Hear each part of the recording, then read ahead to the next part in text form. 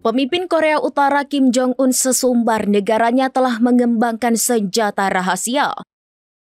Pihaknya menyebut senjata tersebut untuk memperkuat kemampuan pertahanan sekaligus meningkatkan daya gentar terhadap Amerika Serikat dan sekutunya. Pernyataan itu disampaikan dalam pidatonya pada Senin 22 September 2025. Menurut Kim Jong-un, saat ini negaranya sedang berada dalam fase perkembangan pesat di bidang pertahanan. Hal itu disebutkannya sebagai tameng agar Amerika Serikat tak mengganggu negaranya. Lebih lanjut, Kim menyatakan pembangunan kapal perusak baru yang dimilikinya sebagai langkah penting pertama dalam membangun kekuatan maritim. Pihaknya menegaskan penguatan berkelanjutan kekuatan strategis hingga peningkatan kualitas senjata yang diproduksi secara massal. Kim juga mengatakan Korea Utara berhasil membangun poros strategis.